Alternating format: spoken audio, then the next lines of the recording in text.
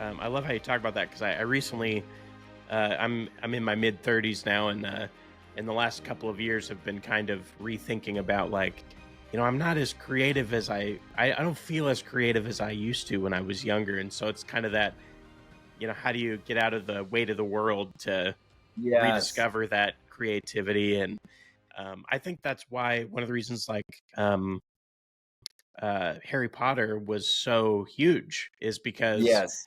she tapped into something that was like, what if there was like this crazy world Yeah. behind our world, you know? Right, right. I think we all lust for that, and I will use that strong of a word. It's a desire to say, and my book really is, and I've always been a little bit of a, and I don't really appreciate labels for somebody that creates labels for everybody else.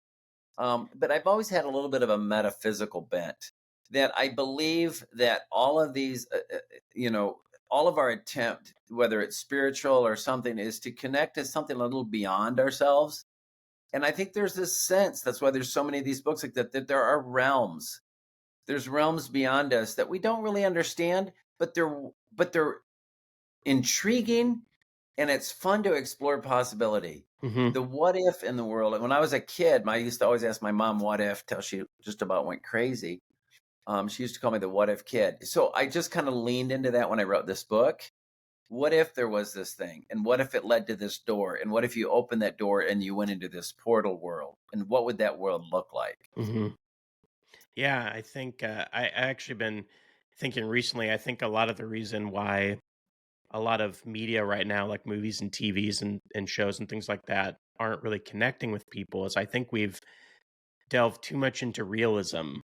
Yes. We're like, I've said this many times on my channel about part of the reason I love Lord of the Rings is because it's something I can escape to, and it gives me something to aspire to. Yes. It doesn't Yes. remind me of my real life, and all of the Yes. stuff we have to deal with. I actually Right. can escape to it, and so I Yeah. think that's, yeah, I love it. Yeah, yeah. I think we all have that place. That, well, one of the things that inspired me is and I think we all have these some version of this. We're not all fortunate to have maybe grandparents or that one person, but we've got someone in our mind that we went to. I think both in our mental world and our physical world. And for me, I would go to my grandma's house, and she had this garage that was this quirky old house, and out of the kitchen, there's this weird door. Instead of going to a closet, and went up these mysterious stairs to just a little area above the garage. It was like a little reading room. I've never seen it in another house. It's just this quirky little room. But man, that was my getaway. And you Hmm. could grab a book. And for me, it was always like the old Reader's Digest or something. I would grab something and I would curl up there and just read. And you create for yourself kind of a cocoon or a little mental bubble. And to your point, it's an escape, Hmm. right? And I think just like when we sleep, we have deep sleep to restore our bodies. I think we need those escapes to restore our minds. Yeah, yeah, for sure. Yeah, we definitely need something that, again, like aspires us to be better than what we are and that we can escape to. And it's almost a healing in a way. It's like, I think so. Restorative. mhm. Yes.